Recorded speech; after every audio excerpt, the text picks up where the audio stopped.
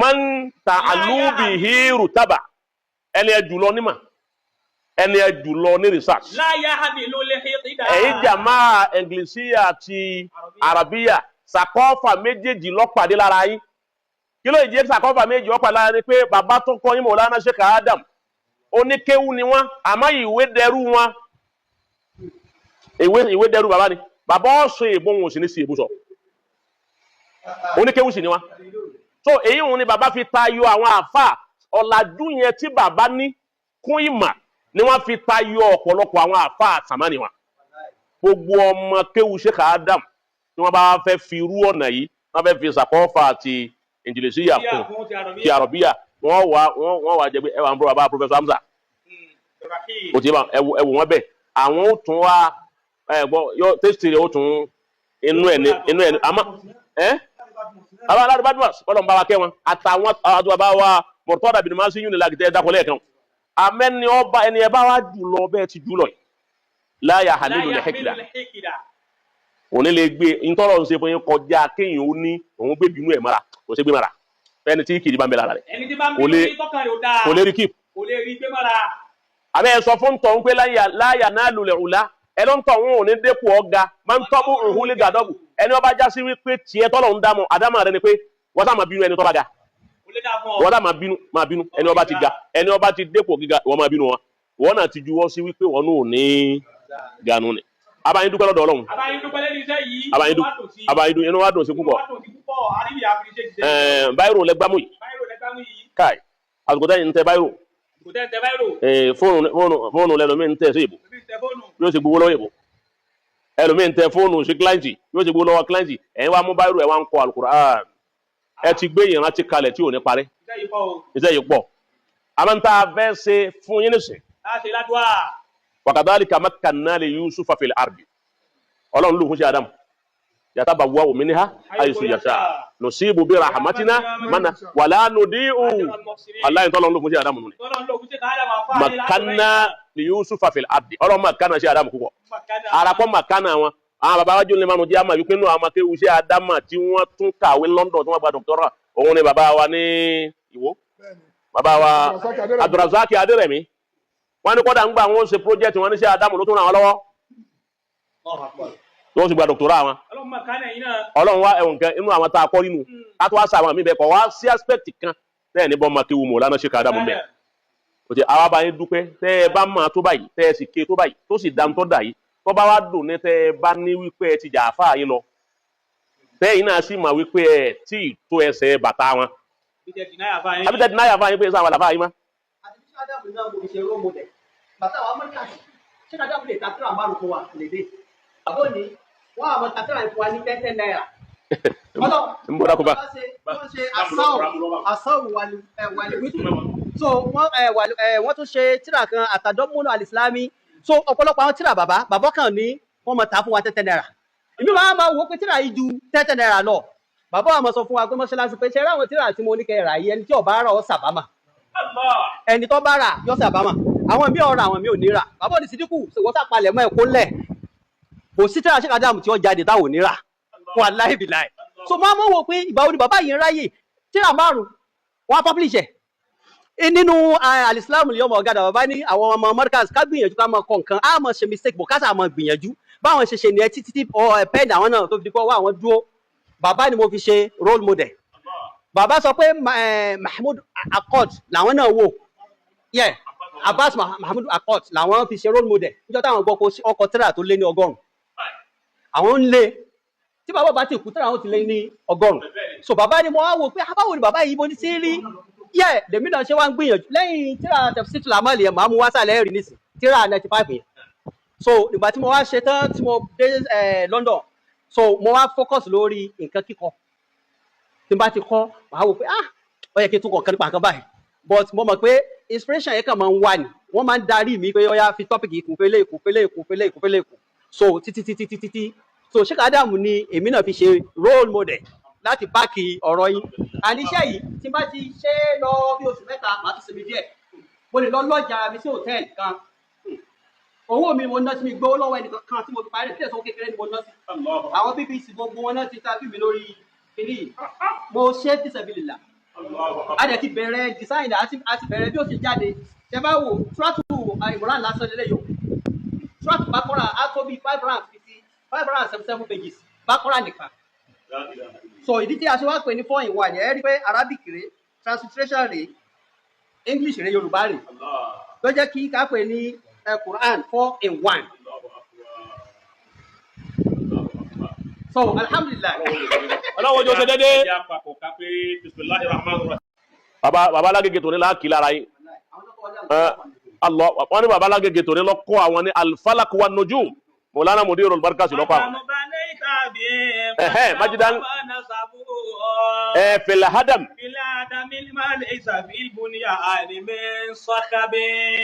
Mẹ́ta náà ni. ومن أقاض مملكته ومن بقية قومه بالعجب أخرجت للناس من ذل ومن فصل شعبا وراء العوالي غير شعب. Akọrin àgbà lọkọ Ṣáúkí. وكم بنيت به.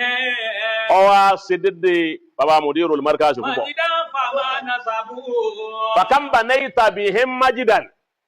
Mélòó ẹni tí bàbá Mudirul Markaz kam banaita bihim majidan. Mélòó ọmọ ọlọ́mọ inú ilé tí ò sí yìí ń bẹ̀ tẹ́lẹ̀ ẹ sì fa ọmọ wọn ẹ sọ yìí sílé wọn. Mélòó ẹni tí yìí ń bẹ̀ lé wọn tẹ́lẹ̀ tẹ upgrade yìí lé wọn. Mélòó ẹni tẹ mú láti lẹ́lẹ̀ ẹ sì sọ wọn dẹni yìí. Mélòó ń tẹ́ ẹ ti ma lẹ́yìn Sheikh Adam nínú àwọn nǹkan mèremère ńláńlá tí ò ṣe kà fàmà nasabu fil hadam tó yẹ pé ẹ ti máa débi tí ẹnìkan tí ó wò mọ́ ò sí toríjọ́ tẹ́ ẹ mọ́ Ọlọ́run lẹ́ fi má.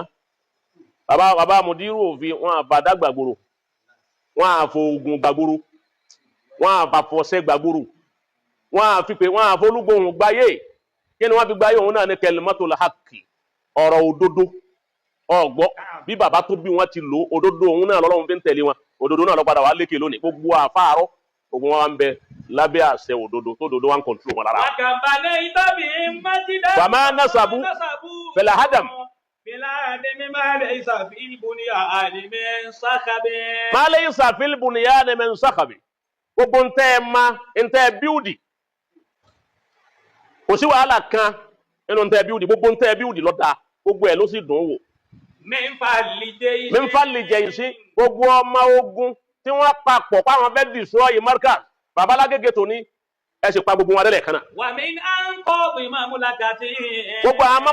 mamlaka tí wọ́n kóra wọn jọ wọ́n làwọn ò fẹ́ gbọ́ wọn Markaz mọ́ àwọn ò fẹ́ gbọ́ wọn Mudiru mọ́ wọ́n tún ṣe fá wọ́n tún yọnú àwọn ọmọ akéwù Mọ̀lánà Sheikh Adam wọ́n tún àwọn tí wọ́n fowó rà nínú wọn ń bẹ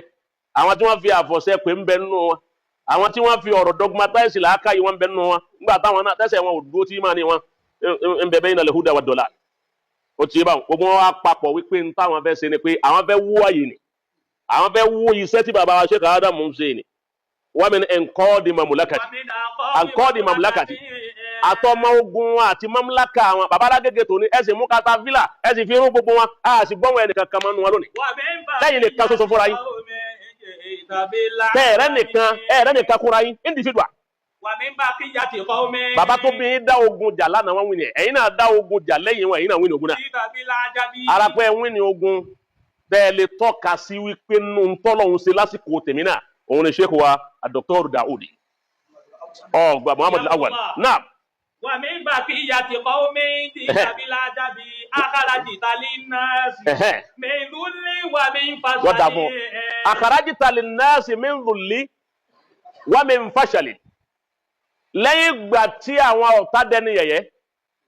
lẹ́yìn ìgbà tí ọjà bọ́ sí máa wọn lọ́wọ́ gbogbo nǹkan wọn tó lọ Saudi wọn làwọn lè fẹjọ́ bàbá Alágége sùn wọn ọ̀rọ̀ náà ló ń bẹ̀. wọ́n láwọn tó ń lọ federal wọn lè fẹjọ́ bàbá Alágége sùn wọn ọ̀rọ̀ náà ló ń bẹ̀. kò sí bí wọn ò dé fẹjọ́ sùn kọ́dà àwọn tó ń mẹ́jọ́ lọ́dọ̀ àwọn aláwo kò sí bí wọn ò fẹjọ́ bàbá Alágége sùn lẹ́yìn ìgbà tí gbogbo wọn destroy ìtàn akharajta linnasi sha'ban ẹ̀jẹ̀ tó wá gbé àwọn new generation lẹ́yìn gíga tẹ́yìn ga tí wọ́n ń tẹ̀lé gíga yín fáàní gẹ́yìrọ̀mù ṣáìrì tí ò ní adad iye òǹkà àwọn ọmọ kéwú tí baba Agege bíúdì lónìí ẹ wá wo iye ọmọ ogun tí baba ní lónìí nígbà táwọn kan láwọn ò ní dúró lọ́mọ ogun lẹ́yìn Sheikh Adam lẹ́yìn wọn Ọlọ́run wá yọ àwọn ọmọ ogun ní gbogbo ọ̀nà láwọn ibi tẹ́ ẹ̀ ti rò pọ́ ọmọ ogun wọn jáde Ọlọ́run wá yọ wọn jáde ó wá di pé lásìkò tá a wà yìí nísìn baba Agege ti wá gbà kọ́ baba tí wọ́n tún wá gba baba lóde ọ̀ gbogbo ẹ̀ ní baba Agege ti gbà gbogbo nkálukú dákẹ́ ó wá di pé àkùkọ baba Agege nìkan lókù ti ń kọ nísìn àwọn nìkan ni kó wá fẹ́ wò tó bá ti di Monday nísìn gbogbo ayé òṣìṣẹ́ ìjọba nkálukú fi sẹ́lẹ̀ aláwọn fẹ́ wo baba Agege ta ni wọ́n tún wò bẹ́ẹ̀ wọ́n náà tán kíní Monday ó tún wájà àárọ̀ Monday wọ́n náà tán Monday ó rí pé ìyàwó rẹ̀ làkọ́kọ́ ẹni tí ó wọlé ọmọ àdé wọlé sí kejì nígbà wọn bá lẹ́nìkan àwọn náà bá tó jáde so oríire ni tọ́lọ̀ ń ṣe fún yìí oríire ṣẹ́gun wa Dr. Dawud Muhammadu Awwal baba Agege lọ́lọ́ ń ṣe fún ńgbà ta nírú yín báyìí tọ́já sí pé ìmọ̀ lẹ́bísìtì ìmọ̀ ló gbé yín níyì gbọ́ ìmọ̀ ló gbé yín níyì kí so owó kọ́lẹ̀ fi ẹ̀ǹtá ìṣàwọ̀ èèyàn nítorí àwọn àjòkó yà tí bàbá wọn lè máa wá táwa náà fi wá táwa níbi táwa lọ táwa fi lọ ìmọ̀ la wá kí so owó la wá so ńgbà Ọlọ́run wá ṣerú yìí tó ìyá kí bàbá wa náà ìmọ̀ náà làwọn náà fẹ́ ju kì í so owó so ẹnìkan ọ̀ wá lè wí pé òun lówó àbóhun ní nǹkan kan lòun ìrà wá èmi máa ń sọ fún ẹnìkan ò lè fowó rárú wa yìí torí pé Ọlọ́run ò ṣe wá lójú kòkòrò owó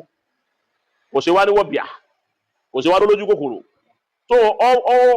Ọlọ́run rí wa kó tó gbé wa sáàyè bí ó gbé wa sí ẹnìkan wá lóhun kó wá pé ẹjá fowó ra àwọn ẹjá kúmọ̀lẹ̀ àwọn jẹ́ olè márùn ẹjá abárówó gidi ẹ bá ní kíní kan $1,000 ẹ̀yìn kan £1,000 ẹ lè fi ra wọn ẹ rí pé lẹ́ẹ̀kan náà ni wọ́n yírù padà káì àti wọ́ àtowó rẹ ọlọ́wọ́ hàlákà yìí ọba ti kọ̀rọ̀ Mọ̀lánà Sheikh Adam àtọ̀rọ̀ bàbá Mùdírù àwọn èso ọmọ kíwú tí gbàgbọ́dé bàbá òun là ń sọ fún ẹni tí ó bá tẹ̀lé bàbá Agege tòní tó yẹ tẹ̀lé bàbá Agege tàná lára wọn kọ́kọ́ lọ lè gbéfẹ́ owó kú ònú ẹ̀mí rẹ̀ kọjá ní tí ò ní fi owó àmọ́ fi ayọ̀ ọkàn dípò ẹ̀